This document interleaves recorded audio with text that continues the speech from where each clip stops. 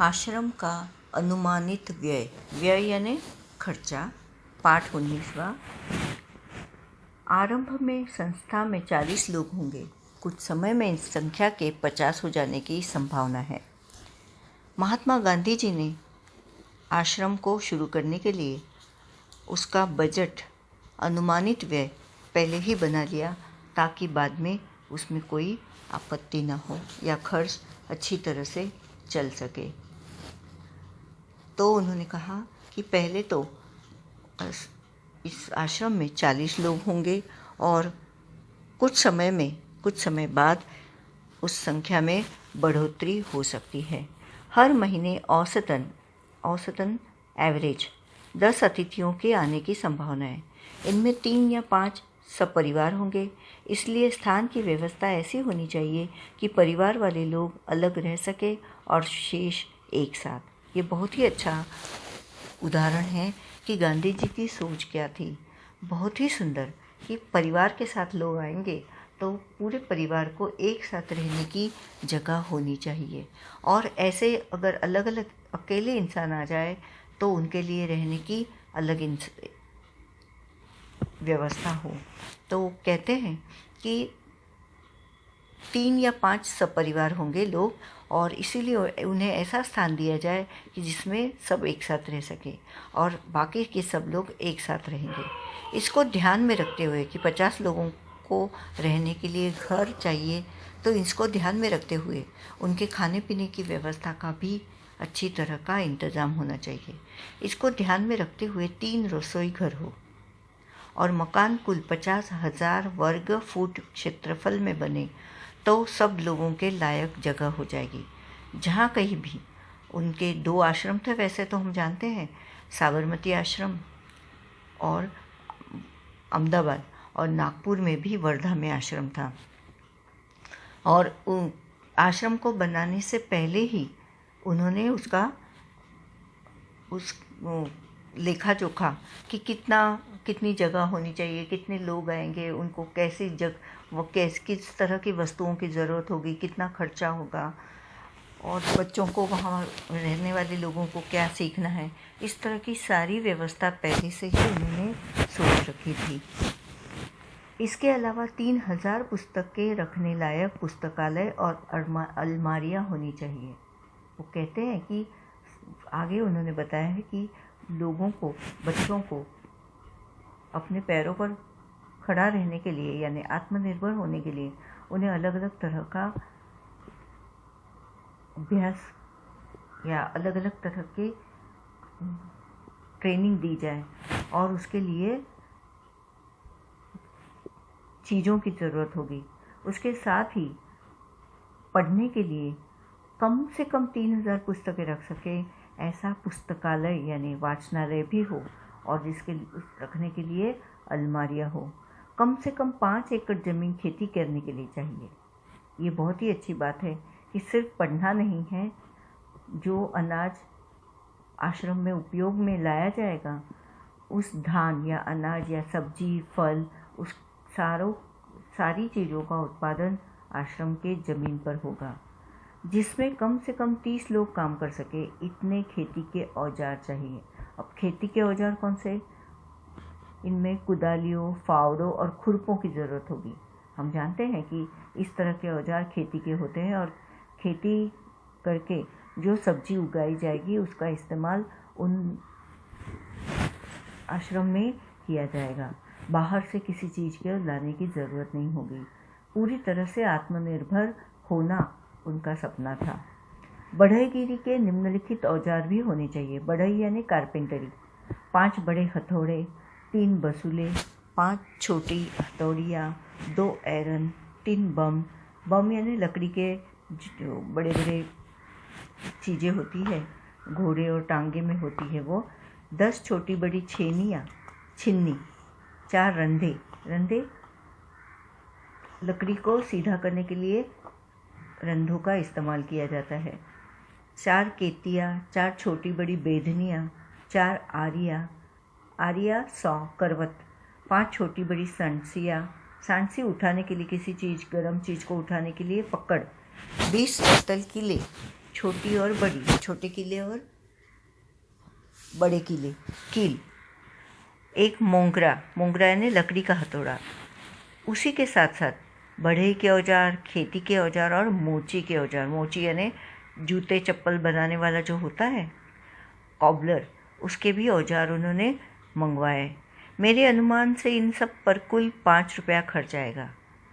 आपको ये जानना होगा कि ये सब जो खर्चे का अनुमान उन्होंने दिया है वह आज़ादी के पहले का है। 5 रुपया इन सभी चीज़ों पर, मतलब कितनी चीज़ें सस्ती थी या कहो कि उनकी कीमत कितनी रही होगी। रसोई घर के लिए आवश्यक सामान पर 150 रुपये खर्च आएगा। रसोई घर में जो बर्तन लगते हैं, बाल्टी, कढ़ाइयाँ और कितने सारे सामान लगते हैं, और वो थाली, कटोरी, प्याले, इन सब के लिए 150 रुपये खर्च आएगा, ऐसा वो कहते हैं। स्टेशन दूर होगा तो सामान को या मेहमानों को लाने के लिए बैलगाड़ी भी चाहिए।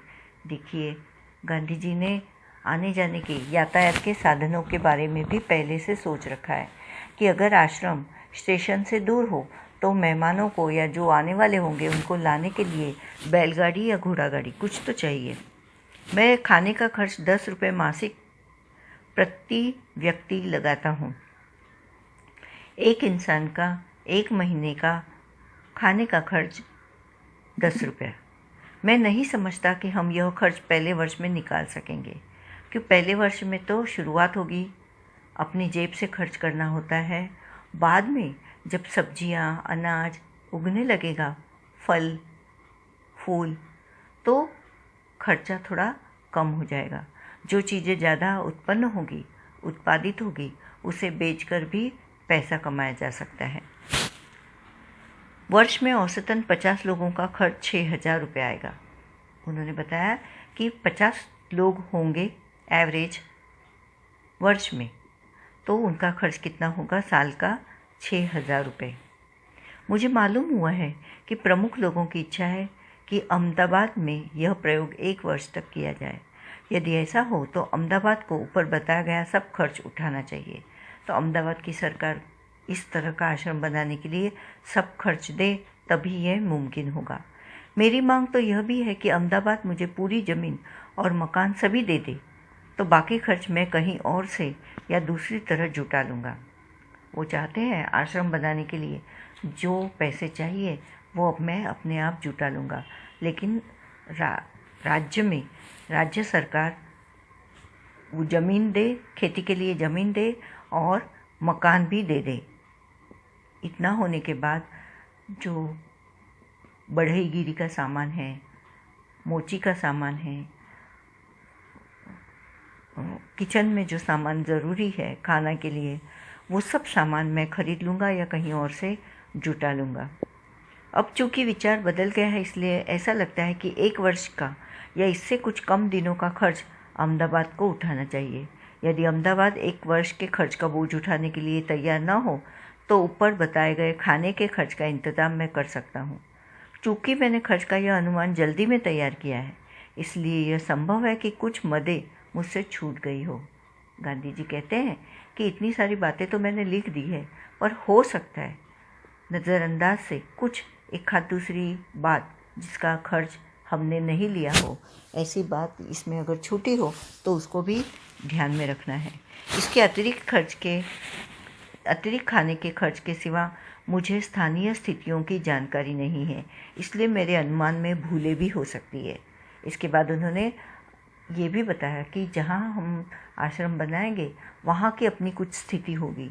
तो ये तो मैंने दूसरी जगह रहकर अहमदाबाद या जहाँ आश्रम बनवाना है वहाँ की ज़रूरत की चीज़ों के बारे में बताया, पर सच्चाई तो वहाँ उस जगह पर जानकर ही तय हो सकती है, और हो सकता है खर्च कम ज़्यादा हो। यदि अहमदाबाद सब खर्च उठाए तो विभिन्न मदों में खर्च इस तरह होगा: किराया, बंगला और खेत की ज़मीन, इसका किराया होगा। किताबों की अलमारियों का खर्च, बढ़ई के औजार, मोची के औजार। और वो कहते हैं अब क्या चाहिए और घरेलू सामान, 4 पतीले। 4 पतीले कितने बड़े? 40 आदमियों का खाना बनाने के योग्य। 2 छोटी पतीलियाँ 10 आदमियों के योग्य, क्योंकि ज़रूरी नहीं कि हर बार 40 लोगों का खाना ही एक साथ बने। हो सकता है कि दूसरा कुछ बनाना हो तो 10 लोगों का खाना या 10 लोगों के लिए वो चीज़ें बने। 3 पानी भरने के पतीले या तांबे के कलछे जिसमें पानी भरकर रखा जा सके। 4 मिट्टी के घड़े, 4 तिपाइयाँ जिस पर ये घड़े रखते हैं। एक कढ़ाई, कितनी बड़ी कढ़ाई होनी चाहिए? 10 रत्तल खाना पकाने योग्य। 3 कलछियाँ, 2 आटा गूंथने की परातें, 1 पानी गर्म करने का बड़ा पतीला, 3 कितली, 5 बाल्टियाँ या नहाने का पानी रखने के बर्तन जिसमें लोग नहा सके, 5 पतीले के ढक्कन, क्योंकि 5 पतीले कहा है तो उनके ढक्कन भी होने चाहिए, तभी तो खाना ढक के रखा जा सकता है। 5 अनाज रखने के बर्तन, 3 तइयाँ, 10 थालियाँ, 10 कटोरियाँ, 10 गिलास, 10 प्याले। फिर उसके साथ जो कपड़े धोए जाते हैं उसके 2 टब कहे, 4 कपड़े धोने के टब, 2 छलनियाँ, 1 पीतल की छलनी, 3 चक्कियाँ, गेहूँ, चावल, ज्वार, बाजरा, इसको पीसने के लिए, आटा बनाने के लिए चक्की चाहिए। 10 चम्मच, 1 करछा, 1 इमाम दस्ता मुसली, यानी कूटने के लिए कुछ सामान को पीस के मसाले बनाकर खाने में डाला जाता है, तो वो इसके लिए इमाम दस्ता चाहिए। 3 झाड़ू, 6 कुर्सियाँ, 3 मेज़ें, 6 किताबें रखने की अलमारियाँ, 3 दवातें, 6 काले तख्ते यानी ब्लैक बोर्ड, 6 रैक, 3 भारत के नक्शे, 3 दुनिया के नक्शे, 2 बम्बई अहाते के नक्शे, 1 गुजरात का नक्शा, क्योंकि अहमदाबाद में अगर आश्रम बनाना हो तो गुजरात को जानना बहुत ज़रूरी है। 5 हथकरघे, हाथ से चलाए जाने वाले कपड़ों के मशीन, बढ़ई के औजार, बढ़ई यानी मिस्त्री, कारपेंटरी के, मोची के औजार, खेती के औजार, 4 चारपाइयाँ, 1 गाड़ी, 5 लालटेन। तो अगर समझो 10 लोगों के लिए 1 लालटेन हो तो वैसे 5 रूम जो होगी उसमें 5 लालटेन, 3 कमोड, 10 गद्दे, 3 चेम्बर पॉट, 4 सड़क की बत्तियाँ। और ये सब कब लिखा है? वैशाख बदी 13 मंगलवार 11 मई 1915। नीचे दिया है चौके का सामान यानी किचन का, 1 बैलगाड़ी या घोड़ा गाड़ी, 1 वर्ष के लिए खाने का खर्च 6,000 रुपया। अब वो कहते हैं कि मेरे ख्याल के है कि हमें लुहार और राजमिस्त्री के औजारों की भी ज़रूरत होगी, दूसरे बहुत से औजार भी चाहिए, किंतु इस हिसाब से मैंने उनका खर्च और शिक्षण संबंधी सामान का खर्च शामिल नहीं किया है। शिक्षण के सामान में 5-6 देशी हथकरघों की आवश्यकता होगी। तो उन्होंने 5 हथकरघे जो बताए हैं उसमें देशी हथकरघे, ताकि कपड़ों को धागा बुना जाए, धागे से फिर वो कपड़ा बुनेंगे और उसी को इस्तेमाल भी करेंगे। और ये इस आश्रम का अनुमानित खर्च उस लेसन के इस पाठ के लेखक है मोहनदास करमचंद गांधी। वहाँ उन्होंने थोड़ा लिखा है, अहमदाबाद में संविधान स्वयं गांधी जी ने तैयार किया था। इस संविधान के मसवीदे से पता चलता है कि वह भारतीय जीवन का निर्माण किस प्रकार से करना चाहते थे। दक्षिण अफ्रीका से लौटकर गांधी जी ने अहमदाबाद में एक आश्रम की स्थापना की। उसके प्रारंभिक सदस्यों तथा सामान आदि का विवरण इस पाठ में है। धन्यवाद। प्रश्न अभ्यास लेखा जोखा। पहला सवाल है, हमारे यहाँ बहुत से काम लोग खुद नहीं करके किसी पेशेवर कारीगर से, लेकिन गांधी जी पेशेवर कारीगरों के उपयोग में आने वाले औजार, छेनी, हथौड़े, बसूले इत्यादि क्यों खरीदना चाहते होंगे? यह बिल्कुल सत्य है। हमारे यहाँ भारत में पढ़े लिखे लोग बहुत से काम खुद न कर किसी कारीगर से करवाते हैं। गांधी जी आश्रम के लोगों को आत्मनिर्भर बनाना चाहते थे।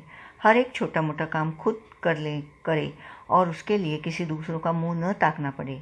कुटीर उद्योग, लुहार, बढ़ईगिरी, मोची आदि के काम आश्रम लोग सीखे, ऐसा वे चाहते थे।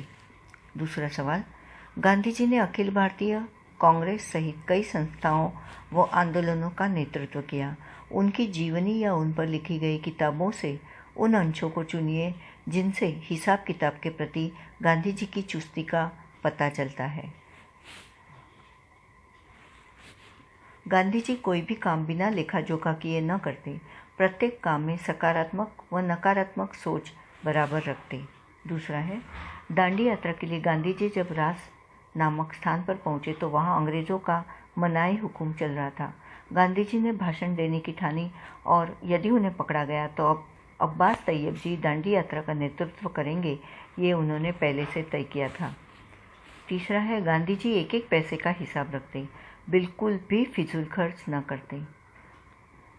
आगे है, जो नियम बाकी लोगों के लिए रहता वही उनके घर के सदस्यों के लिए।